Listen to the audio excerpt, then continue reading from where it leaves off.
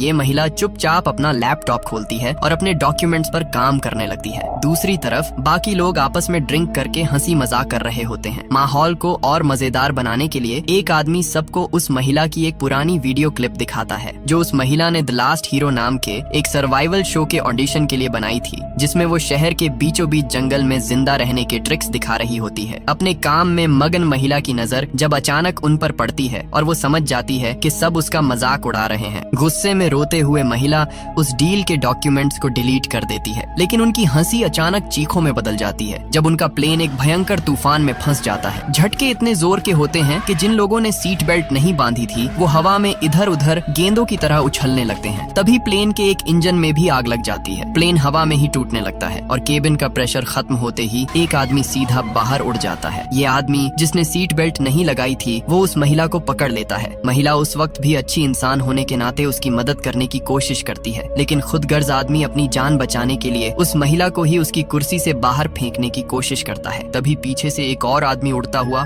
उसकी टांग पकड़ लेता है ताकि वो प्लेन से बाहर ना उड़ जाए। जब आदमी पागलपन में महिला का गला दबाने लगता है तो वो अपने बचाव में एक कांटा पूरी ताकत से उसके हाथ में घोंप देती है। ग्रिप छूटते ही दोनों आदमी उड़कर प्लेन के टूटे हुए हिस्से से बाहर उड़ जाते हैं। महिला खौफ से देखती है कि वो आदमी एक रस्सी में फंस गया है और हवा के दबाव से उसका चेहरा प्लेन के बाहर शीशे पर बार बार जोर से टकरा रहा है। ये खौफनाक मंजर बर्दाश्त से बाहर होने पर महिला खिड़की का पर्दा गिरा देती है। इसी दौरान प्लेन सीधा समंदर की लहरों से टकराता है। प्लेन पानी में तेजी से डूबने लगता है। महिला हिम्मत करके अपनी सीट बेल्ट खोलती है और तैरती हुई एक एयर होस्टेस की लाश के पास से होती हुई प्लेन के उसी टूटे हुए हिस्से से बाहर निकल आती है। खराब मौसम और तूफानी लहरों के बीच महिला को दूर एक आइलैंड नजर आता है। वो अपनी पूरी ताकत लगाकर उसकी तरफ तैरने लगती है। जब कई घंटों बाद महिला को होश आता है तो वो खुद को उसी वीरान आइलैंड की रेत पर पाती है। जैसे ही वो उठकर इस अनजान और खतरनाक आइलैंड का जायजा लेने आगे बढ़ती है तभी अचानक उसे वहाँ प्लेन क्रैश का एक और जिंदा बचा हुआ शख्स मिलता है और जब वो ध्यान से देखती है तो वो और कोई नहीं बल्कि वही मगरूर अमीर आदमी होता है जो उसका मजाक उड़ा रहा था। जब तक आदमी अपनी जख्मी टांग के साथ बेहोश पड़ा था, महिला अपनी सर्वाइवल स्किल्स का पूरा इस्तेमाल करना शुरू कर देती है। उसने आइलैंड पर मौजूद लकड़ियों और सूखे पत्तों से एक छोटी सी झोंपड़ी बनाई ताकि आदमी को धूप की तपन से बचा सके। सिर्फ इतना ही नहीं, फिर वो बारिश का पानी जमा करने के लिए एक गड्ढा खोती है और उसमें नारियल के शेल्स रख देती है ताकि प्यास बुझाने का इंतजाम हो सके। जब आदमी को होश आता है तो महिला उसे बताती है कि उन दोनों के अलावा इस हादसे में कोई जिंदा नहीं बचा। उसके बाद वो दो लकड़ियों को आपस में रगड़कर आग जलाती है और उस पर एक शिकार की हुई मछली भी पकाती है। महिला उस पकी हुई मछली को लेकर आदमी के पास जाती है, लेकिन आदमी का अमीर बाप की औलाद वाला नशा अभी उतरा नहीं था। वो उस मछली को देखकर ऐसे मुंह बनाता है मानो उसे किसी 5 स्टार मिशेलिन रेस्टोरेंट का खाना चाहिए हो। शाम के वक्त समंदर के किनारे बैठी महिला अपनी खुशी छुपा नहीं पाती। जिंदगी में शायद पहली बार उसे लग रहा था कि वो अपनी सही जगह पर है, लेकिन आदमी का मिजाज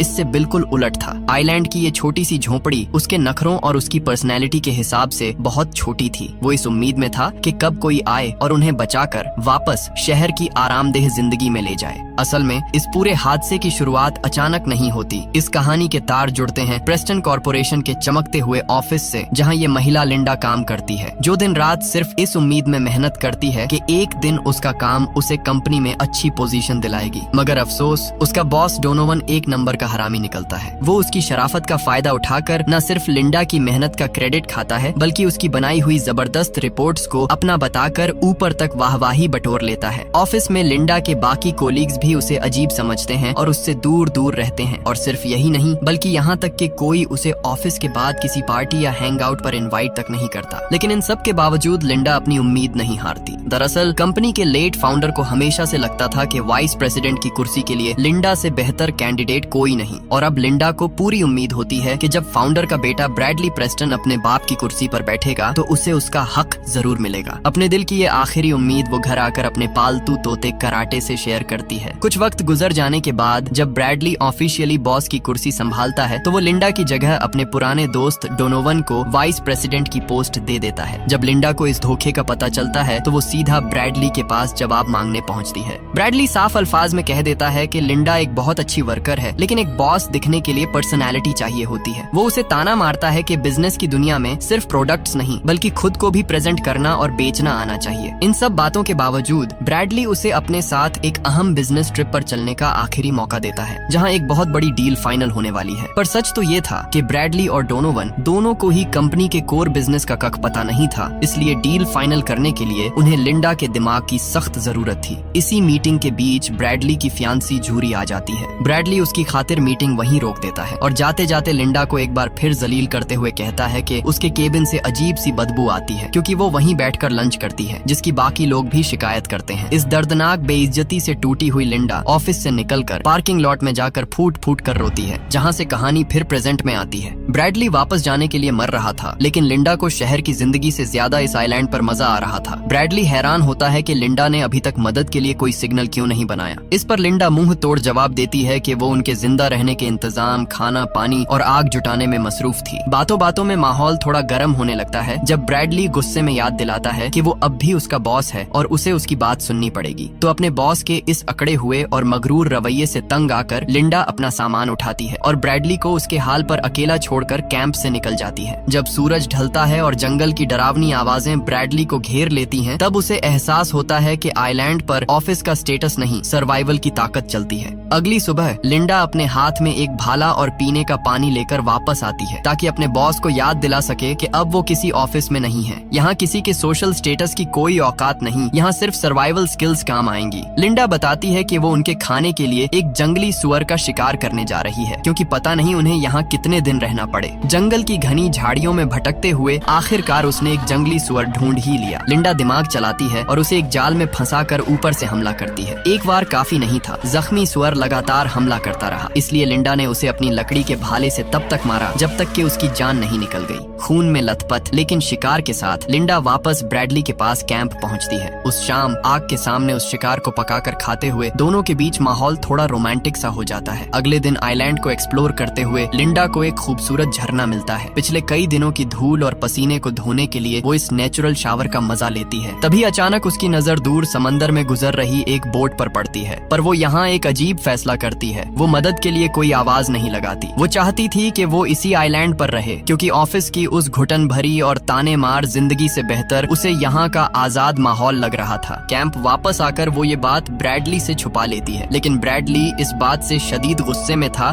कि प्लेन क्रैश को 2 हफ्ते हो चुके हैं और लिंडा अब तक उन्हें बचाने के लिए कोई सिग्नल नहीं बना रही। उन दोनों के बीच काफी बहस होती है और ब्रैडली अकेले ही जिंदा रहने का फैसला करके वहाँ से निकल पड़ता है। जाते जाते लिंडा उसे ताना मारती है कि वो बस एक बिगड़ा हुआ अमीर बाप का बेटा है, जिसकी कंपनी भी खुद उसके बाप की बनाई हुई है। गुस्से में ब्रैडली पलट कर कहता है, यू आर फायर्ड, तुम्हें नौकरी से निकाला जाता है। लेकिन इस खोखली धमकी पर लिंडा को सिर्फ हंसी आती है। ब्रैडली का अकेले जीने का हर तजुर्बा फेल हो जाता है। वो न पानी जमा कर पाता है, न घर बना पाता है। हाल ये हो जाता है कि उसे जिंदा रहने के लिए घिनौने कॉकरोचेस खाने पड़ते हैं। दूसरी तरफ लिंडा एक शानदार वेकेशन जैसी जिंदगी जी रही थी। जब ब्रैडली को एहसास होता है कि इन कीड़ों की अजीब डाइट से उसका पेट भरने के बजाय वो उल्टा बीमार पड़ जाएगा, तो वो हार मानकर लिंडा के पास माफी मांगने वापस आता है। उसने काफी देर तक जलील होकर उससे माफी मांगी। लिंडा उस पर तरस खाती है और कहती है कि वो उस जैसी नहीं है। उसे दूसरों को नीच दिखाने में कोई मजा नहीं आता। वो उसे वापस अपने कैंप में आने और अपना लाया हुआ खाना खाने की इजाजत दे देती है। कुछ दिन बाद लिंडा उसे आइलैंड के सबसे ऊंचे पहाड़ की चोटी पर ले जाती है। वहाँ तक जाने का रास्ता एक गहरी खाई के ऊपर बनी पतली सी पगडंडी से होकर गुजरता है, लेकिन ऊपर पहुंचकर समंदर का नजारा बेहद खूबसूरत दिखता है। वहाँ लिंडा उसे अपनी स्किन पर जहरीली बेरीज का रस लगाकर उनकी पहचान करना सिखाती है। वापस आते वक्त घनी बेलों के बीच से गुजरते हुए लिंडा अचानक पहाड़ से गिरने ही वाली होती है कि ब्रैडली उसे खींच कर बचा लेता है। हालांकि उसने यह किसी इंसानियत की वजह से नहीं किया था, बल्कि उसे अच्छी तरह पता था कि लिंडा के बिना वो इस आइलैंड पर ज्यादा देर जिंदा नहीं रह पाएगा। कैंप में आकर लिंडा कोयलों पर कच्चे केले पकाती है और बताती है कि उसने यहाँ के फलों से एक देसी वाइन भी बना ली है। ड्रिंक पीते हुए दोनों एक दूसरे से अपने दिल की बातें शेयर करते हैं। अगली सुबह का हैंगओवर अभी उतरा नहीं था कि आइलैंड पर एक भयानक तूफान आ जाता है, जो उनके कैंप को तबाह कर देता है और ब्रैडली एक गिरते हुए पेड़ के नीचे दबने ही वाला होता है कि लिंडा उसे बचा लेती है। दोनों अपनी जान बचाकर समंदर के किनारे एक गुफा में पनाह लेते हैं। ठंड से बचने के लिए लिए दोनों को अपने गीले कपड़े निकालने पड़ते हैं और एक दूसरे की बॉडी हीट से खुद को गर्म रखना पड़ता है। जब तूफान रुकता है और मौसम साफ होता है तो लिंडा खुद को गुफा में अकेला पाती है। वो ब्रैडली को जंगल में ढूंढती है। वो देखती है कि ब्रैडली वहाँ लकड़ियों से कुछ बना रहा है,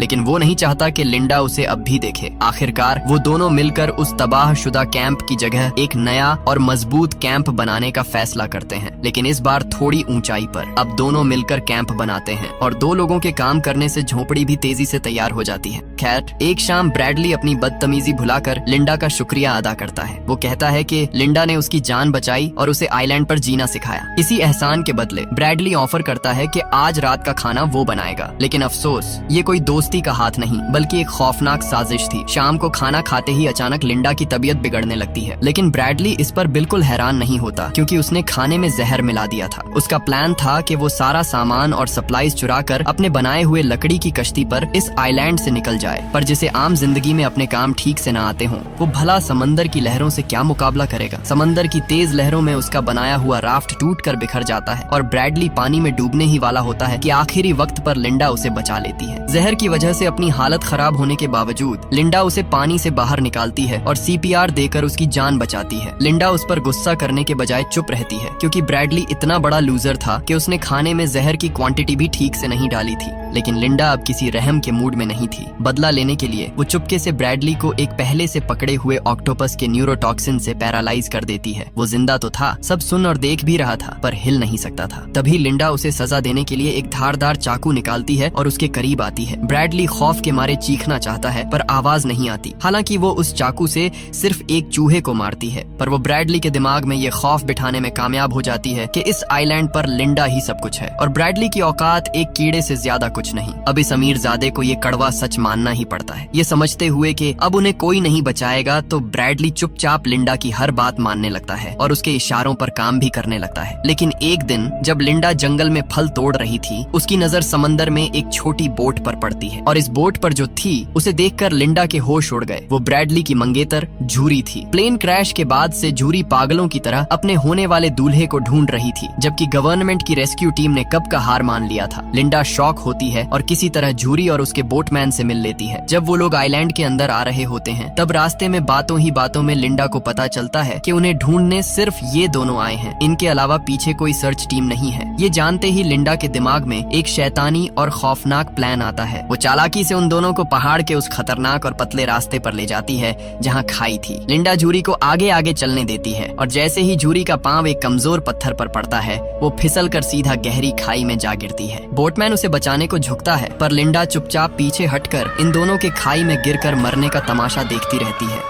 इन 2 कत्लों के बाद जब लिंडा कैंप वापस आती है तो थोड़ी परेशान और बेचैन सी हो जाती है। ब्रैडली नोटिस करता है कि कोई चीज लिंडा को अंदर ही अंदर खा रही है। अपने गुनाहों के बोझ तले लिंडा अपना काम काज छोड़ देती है और ब्रैडली को अकेला शिकार पर जाने देती है। दूसरी तरफ समंदर के किनारे एक जंगली स्वर का पीछा करते हुए ब्रैडली की नजर रेत में दबी एक लाश पर पड़ती है। जब वो उस लाश की उंगली में अंगूठी देखता है तो उसके पैरों तले जमीन निकल जाती है। वो लाश झूरी की थी। ब्रैडली फौरन समझ जाता है कि ये जरूर लिंडा का ही काम है। वो गुस्से में आग बबूला होकर कैंप आता है और रिंग दिखाकर लिंडा पर खून का इल्जाम लगाता है। लिंडा बहाना बनाती है कि वो एक्सीडेंट में मरी थी और मैंने तुम्हें इसलिए नहीं बताया ताकि तुम और परेशान ना हो जाओ। लेकिन इस बार ब्रैडली को पिछली कहानी भी याद आ जाती है। लिंडा का पहला हस्बैंड भी तो इसी तरह उसके एक प्लान शुदा एक्सीडेंट में मरा था। जैसे ही ब्रैडली अपना चाकू निकालता है लिंडा समझ जाती है कि अब सच सामने आ चुका है और वो अपनी जान बचाकर जंगल की तरफ भागने लगती है। जंगल में दोनों के बीच एक भयानक और खूंखार लड़ाई शुरू होती है। लिंडा पीछे से हमला करके उसका गला घोंटने की कोशिश करती है। इस खतरनाक फाइट में लिंडा अपने दांतों से उसे कुत्तों की तरह काटती है तो ब्रैडली उसकी आंख निकालने की कोशिश करता है। तभी लिंडा उसे एक पत्थर दे मारती है और झूरी की वो अंगूठी जो उसने लड़ाई के दौरान अपने दांतों से खींच ली थी एक साइको की तरह सीधा निगल जाती है। जब ब्रैडली दोबारा उस पर झपटता है तो लिंडा अपने चाकू से उस पर जोरदार वार करके उसे जख्मी कर देती है। जान बचाकर भागता हुआ ब्रैडली आइलैंड के दूसरे हिस्से में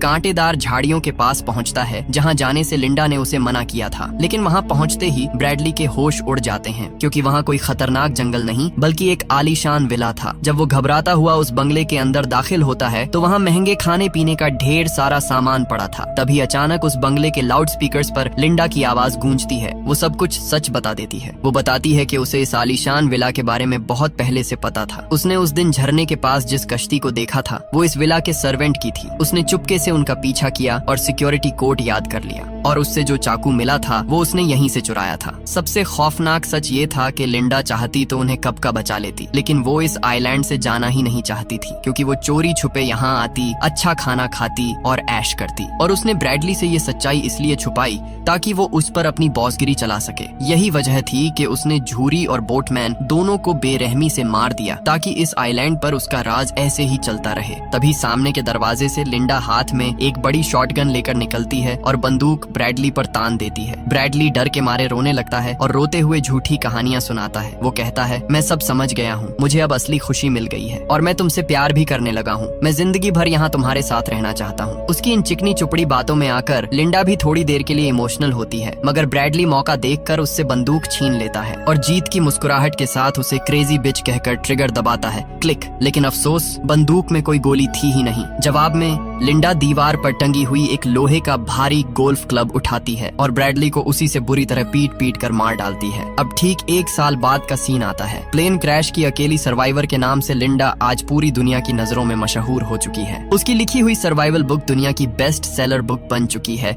जिस पर अब एक हॉलीवुड मूवी भी बनने जा रही है। और आज वही लिंडा को हम एक अमीर सेलिब्रिटी के रूप में गोल्फ खेलते हुए देखते हैं। आखिरी सीन में लिंडा अपनी सबसे महंगी कन्वर्टेबल स्पोर्ट्स कार में अपने फेवरेट पालतू तोते कराटे के साथ बैठी चश्मा लगाकर कैमरा की तरफ एक किलर मुस्कुराहट के साथ देखती है। और इसी के साथ हमारी ये भयानक और माइंड ब्लोइंग फिल्म खत्म होती है।